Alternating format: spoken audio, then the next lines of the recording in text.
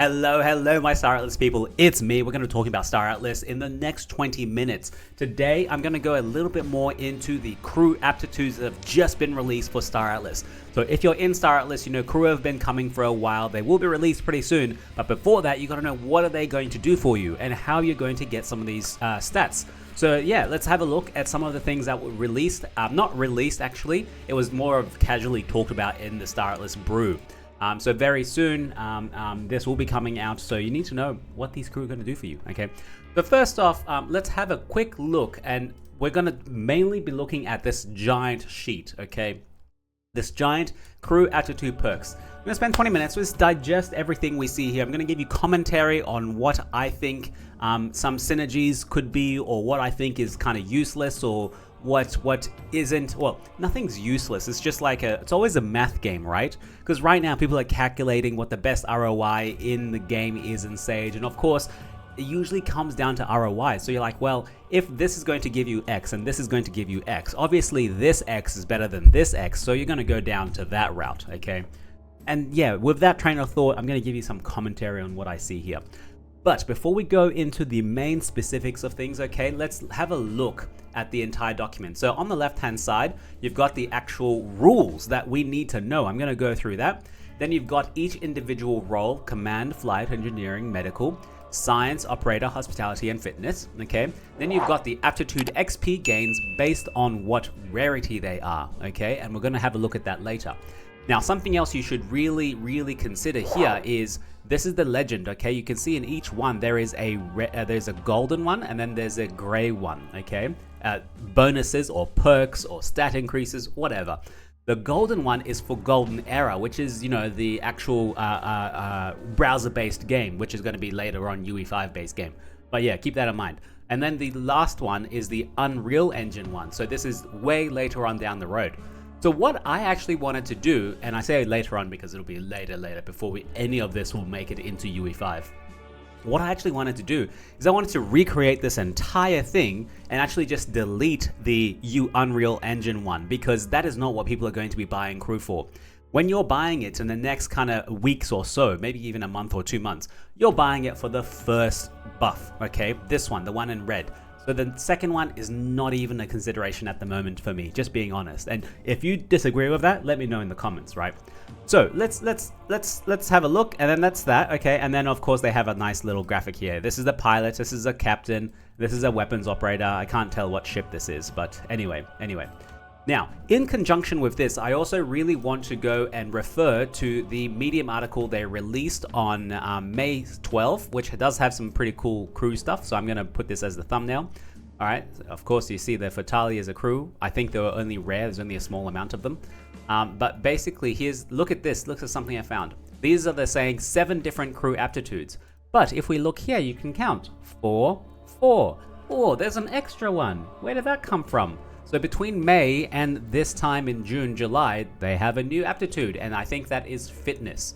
We have command, flight, engineering, medical, scientist, operator, hospitality, and then it ends. All right, operator, hospitality, and then it ends. So we have a new fitness one. So that might be a little bit of alpha there for you guys. We'll have a look at the fitness, okay? Now, before we still go to that, I want to make sure you understand the different rarities of the crews. This is very important, okay? And in my mind, still the common is still the best, okay? Because you have one major aptitude, you'll just hot seat them, all right? Now, basically how it works is, let me zoom this in here. So you have different crew, okay? And they are going to be rolled randomly, different aptitudes, okay? And when they have an aptitude, they will then be able to go and get more XP in that aptitude. If you have a common crew, which a lot of people will have, so I'm going to use that as the baseline for now. Let's not go anomaly or epic, whatever. You have one common crew. It's going to randomly drop you one major aptitude, okay? And if you have a major aptitude, which is here, you are going to get a 50% bonus XP gain rate, okay? All that just means is you're going to be able to do learn 1.5 times better, okay? If you have an anomalous crew, which is one of the an anomaly one here, a minor in all aptitudes or 2 major plus 1 anomalous, you're just going to get twice the amount of XP possible. So if it takes you 5 hours to level from 1 to 2, let's go. It takes you 10 hours to level from 1 to 2. If you have an anomaly, it's going to take you 5 hours. Half the time. That's it. Okay? So, but not only that, you have other aptitudes, and they come in different sets based on what it's randomized to your crew, whatever drops to you. Okay? So common crew, 1 major aptitude, which is a 50% XP gain. If an uncommon, you get 1 major aptitude and 1 minor. So you could have randomly from your crew packs, you could have something, a crew that's a drop to you that has a major in flight and a minor in science. Okay, as far as I understand, you have no choice in that. Okay, you don't get to choose. That's what I know so far. It's going to be randomly dropped, okay? And of course, that's going to help with the random ability where, this will be valued a lot higher, or this synergy and this actual crew, so you're better off to have him in this ship. Yeah, there's a lot of complexities that's going to come later on. But lastly, before I go back to this and read everything and give you my thoughts, let's keep going here. You should know that because all of us now, we currently have crew, okay? We currently have crew in your ships. You can see this PSS4 has 1 pilot, 1 navigator, 2 security. So this, based on your ship class, which is a rare, you will be getting singular crew packs for these guys, okay? And you need to understand, you are going to get different crew packs based on the level, either a silver, a gold, or a platinum. And let me go ahead and see if I can find the actual thing for you. Where is the singular crew packs? Here we go, here. So if you have a common or an uncommon ship, you're going to get a silver crew pack. A silver crew pack has an 86% chance of having a common, 8.66% chance of having an uncommon. So if you have uncommon ships, that's actually really terrible for you. You're not going to get uncommon crew. You only have an 8.66% chance of getting an uncommon crew, which is terrible, right? Even though you have an uncommon ship. That sucks, doesn't it? Now, if you have a rare or epic ship, you're going to get a gold singular crew pack. A gold singular crew pack is here. And then, of course, you don't get any commons. You'll get an 86% chance of uncommon. A rare is a 8.6% chance, and epic is 4% chance. So not bad, okay? And then you go to, of course, legendary and anomaly ships. You're going to get no uncommons, no commons, only rares and epics, and maybe a little bit of legendary, nearly 1% here. So that's the ships that we're going to get. Okay, so that's going to be 1 singular crew pack. So this 1 pilot, you'll get random, okay? That's a rare ship, so of course you're going to get a gold. So this 1 pilot, okay, this 1 pilot has an 86% chance of being an uncommon and an 8.6% chance of being a rare. Now, with that being said, okay, uncommon or rare, let's go back here. That 1 pilot has, if it turns into an uncommon, okay, you're going to get, if you're going to get uncommon, then your thing, what are you going to get? Where is it? Yes, if it's an uncommon, you're going to get 1 major aptitude, 1 minor aptitude. Now, 1 major, 1 minor. Let's go ahead. 10% chance. Okay, 10% chance. 8 point something. 10%. Okay. Percentages don't work like that. But yes, you get the idea. 1 major, 1 minor. Now, let's go to here. Randomly, you are going to get maybe a major in flight and a minor in medical, a major in hospitality, minor in fitness. You don't know, okay? And that's why the complexity comes in. So let's have a look at all of these, and I'm going to give you my commentary on each one a little bit. I'm going to read through it. Not going to read through the Unreal Engine, only the staratlas Sage side. So first thing you need to know, any crew can level up any and all aptitudes. Even though you get a major in flight and a minor in engineering, you can still go and level up command. You will just do it at the base rate. You will not get a 50 or 25% XP boost. Does that make sense? Okay. All aptitude levels and perks stack within a ship. So if you have 10 crew and they're all command and they're all maximum in social cohesion, each one is going to build and compound off each other, where boost crew efficiency, reducing time for task completion. This guy's really good at task completion. Task completion helps everyone. Okay, so you have 10 commanders, all max social cohesion, or your task completion time is going to go all the way down. Now, this is where it gets a bit difficult. These are all a bit vague. They don't actually tell you what specific stats they are affecting, which is where that ROI calculations come in, okay? It don't tell you, oh, okay, 1 point is going to reduce it by 10%, and then a next point by 9%, and then 8%, 7%, 6, 5, 4, 3, 2, 1. So by the time you get to level 10, you're up to like 1% increase, which in this case is not really great. But you can have 10 crew that have 10%. So all of a sudden, are you nearly at 100%? Does that make sense? You see, you don't actually know where the stats are being affected here, which is a bit vague. Not great, but it's a good start. Next thing, perks are tentatively uncapped with diminishing returns, and that's what I said. You start at 10, possibly go to 9, 8, 7, 6, 5, 4, 3, 2. Maybe it's an exponential decrease, so it's not linear. Doesn't matter, it's diminishing returns. So obviously you don't want to stack too much in one, because you can get another benefit, like a minor benefit from something else that's a lot better, that's going to give you more ROI, okay?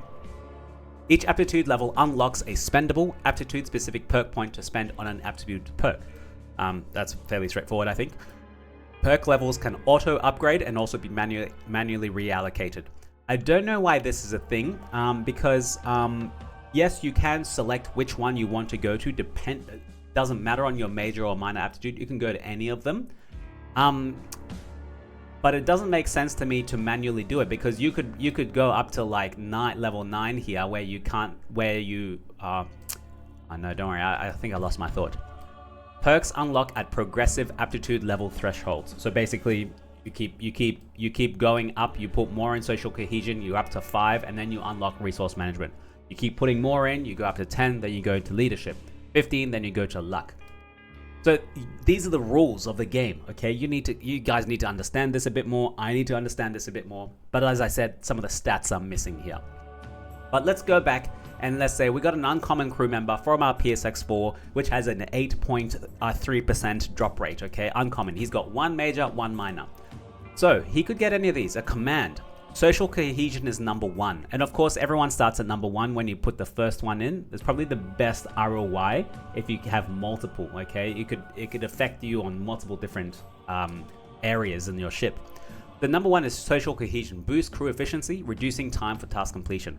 I think this is really good. Like, this is one of the best ones in there, because whatever task you're doing, you're scanning, you're mining, you're freighting, you're doing this, you're doing that, that's a task.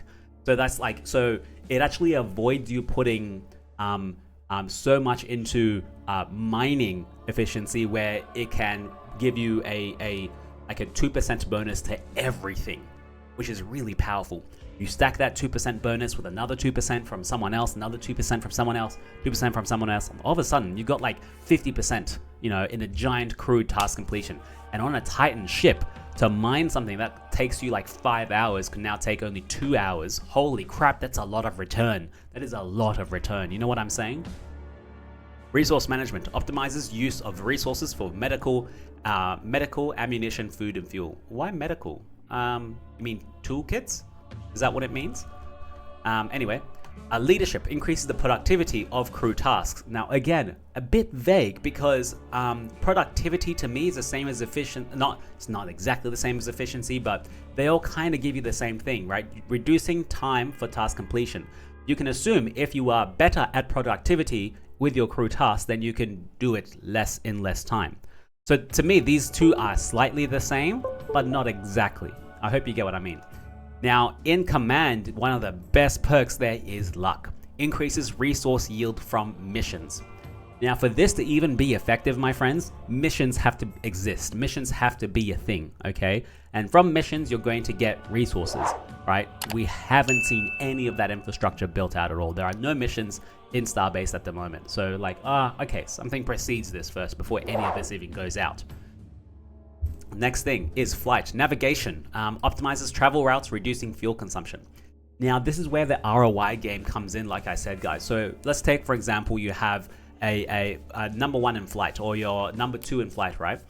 This one will probably give you a minus 10% in fuel consumption, okay? Minus 10% in fuel consumption. But you can probably go here and do social cohesion, right? Reducing time for task completion. Maybe actually increases productivity of crew tasks. If you have someone who is your freighting guy, right? Or your travel guy, and he reduces by 2%, right? And this one reduces by 10%. Obviously, that's a calculation that's going to say flight is better, or 3 points in leadership is better, all right? Or not just in leadership, because you get different benefits, not just from fuel consumption. So you can see where like this is good for this, but this may be good, but you can stack this up to here and even sometimes even more. Dexterity enhances the speed of a ship maneuvers. Sure, that's for combat. Evasion increases ship ability to dodge enemy attacks. So these two work in tandem. Enhances the speed of ship maneuvers. That's just, I guess, how easy you can turn and how fast you can turn. Increasing ship ability to dodge is obviously dodging, right? All of these has stats attached to them, and we just don't know the stats, so it makes it very hard. Stealth, people in the brew were saying this is actually really, really good, especially in the high risk zone. Improves ability to avoid detection. Obviously, that's a gameplay style in the high risk zone. You need to go in and out. If no one can see you going in and out, you can go and mine all of those really valuable resources and come back to the base and you're happy and you're fine, okay? Obviously, only stealthy ships will be able to do that, okay? Now imagine if you can compound some of this stuff. Improves ability to avoid detection. Like that's maximum on one crew, like major aptitude. Then you have 5 crew in there, and all the rest of them are also boost crew efficiency, reducing time for task completion. For them to go out and do mine something and come back, it's a lot quicker. Obviously, that's an ROI calculation, you know? Repair. Speeds up the repair time of ship systems. Not bad, but not the best thing, okay? Obviously, I like to play tank that people in the brew were saying they weren't really tanky. I am usually a tank or a cleric or like a slight DPS with healing capability. That was always me. Not the best way to kind of do Star Atlas, but yeah, anyway. So yeah, so that's not bad. I wouldn't mind that. But you know, at the same time, repairing for what? Am I doing a lot of combat? We don't know. Combat doesn't exist yet. Structural integrity increases the durability of the ship's structure. That's basically HP up. Increases speed of building and crafting jobs. This is going to be very valuable for all of those crafters. Now imagine those whales currently in the system where they're able to craft things like to the massive amounts. They have 1,000 crew. Even if you have 1,000 crew and half of them for God's sake have a major or minor aptitude in crafting, and they get 50% more, oh my god, they are going to compound that crazily. So that's what I'm thinking with this kind of setup, where the more people you have on the ship, it gets incredibly more valuable because they're all able to feed off each other, because this affects your entire ship, right? Apart from where it specifically says affects crew tasks, not ship, right? So obviously, this one is different, increases durability of the ship structure, where this one's saying increase productivity or crew tasks. One affects the ship, one affects the crew. So you see where the different stats are aimed at different places. So, you know, you could compound it, and some will affect others. Resource efficiency improves the utilization of materials in craft jobs, which just means like less materials needed for you to craft X item. For you to craft a thimble lobby, you might need 75% of the materials now instead of 100% of it, right? And that is an ROI calculation, okay? Massive ROI calculation. Now, medical. Rest increases crew recovery rates during downtime, not bad. Efficiency of med bays, not bad. Obviously, if you have some med ships, you need to have someone maximum in medical, right? Maximum medical. Vitality increases overall crew health points. Not bad, but I don't know how that actually works out because it's your ship health points that go down when you go into combat. So I don't know how crew health goes into it. Not sure, right? Not sure. And of course, pharmacology enhances the effectiveness of medicinal compounds. They don't exist yet. Tokes has come in with their medicinal compounds. We don't know what's actually going to happen there. So a whole bunch of stuff still missing before this is gone. We're halfway through. Let's look at the rest of the four. We're at 20 minutes. Science, of course, this is for these scanners out there and all the science crew. Intelligence accelerates research and development projects. We don't know what actually that is, right? And this could be in the time where, you know, to craft a ship or an item, you need to have a compounder, you need to have the blueprint, or you need to have that sort of stuff. And you have to research that before you get to that level. So this is probably where that comes in. Discovery enhances chance of finding rare resources during missions. That is very synergistic. So 5 in discovery and science is very synergistic with luck. Increases resource yield from missions. Imagine if you get resource yield, but as well as finding chances of rare resources. Holy crap. That's a giant boon, giant benefit. Data analysis, faster, broader range, and deeper. Pepe, go away. Pepe, go, shoot. There you go. Data analysis, faster, broader range, and deeper data details from scans. So you're probably going to get, so it's faster, but not necessarily more yield. So does that matter? Not sure, right? Experimentation increases the yield and rate of craft jobs. So, craft jobs, look at that. So 15 in experimentation from science is going to compound a lot more with, where are we? This one, construction and resource efficiency. You can see if you have someone who's a major in engineering and then a minor in science, you could have gotten that from this PSF4. That would be a good combination from someone who crafts stuff. I hope that makes sense, okay? Operator. This is for all the operating rigs and the miners, etc. Boost efficiency of trained manufacturer proficiencies. Boost efficiency, yeah, cool. Okay. Precision improves accuracy of automated systems and aiming. Okay. Faster cooldowns, aiming, and reloads of machinery. That one is really good. That one is really good. Yeah. Performance tuning optimizes the performance of all ship systems. Ooh, that would be good. So that in conjunction with something from the commander, like this one, social cohesion, crew efficiency, reducing time for task completion, as well as optimizing performance of all ship systems. They kind of align with each other. You know what I'm saying? So there's definitely pockets where some aptitudes will work a lot easier with others. Let's go hospitality. Charisma improves trade outcomes and reduces fees with NPC vendors. First thing, we need NPC vendors. Provisioning increases crew food usage efficiency. Good. Entertainment boosts crew morale, productivity, and rest. Now, productivity, same thing as I saw here somewhere with productivity. Crew tasks, same thing. Increases productivity will take it to this much. Crew tasks will take it to this much. Which one is worth more? Which one is worth more? That's what I have in my mind. Like, artisan enhances food and consumable production rate and discovery. So this is for the food crafters and food miners, especially if you have someone this is consumable production rate. So that's also a crafting thing. So an artisan or someone from resource efficiency would do really good. Hospitality and engineering. Nice. And then we have the last one, which wasn't on the actual whole thing that we talked about before. So let's go through it. Fitness, agility, speeds up crew tasks and operations. Again, that's very similar to what we talked about before, right? Individual crew tasks. Recovery, speeds up recovery from physical exertion and injuries. I don't know where this comes into Sage because, like, there's nothing based on the crew. There are no parameters on the crew in Sage so far. Okay, they will be putting stuff in, but I'm not sure where that actually comes in, guys. Endurance sustains crew performance over long periods. Okay, that just means they can go for a long time without having to rest. And strength allows for more resource carrying capacity. Holy crap, that one is a huge one.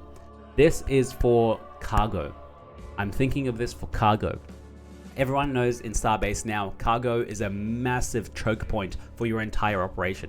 If you can't transfer this to here, you can't craft it, which means you can't get that output, which means you can't sell it, for example. So imagine if allows for more resource carrying capacity is it increases your cargo size by 15%. Holy crap. Imagine on that, on a giant freighting fleet, you can take like a lot more than others. And of course, that's going to have a specific ROI. So let's say if you could take 10% more in 10 trips, you've taken another whole load, okay? And you can compare that to say, okay, well, I either want that, I either want strength, or I can go into, for example, boost crew efficiency, reducing time for task completion.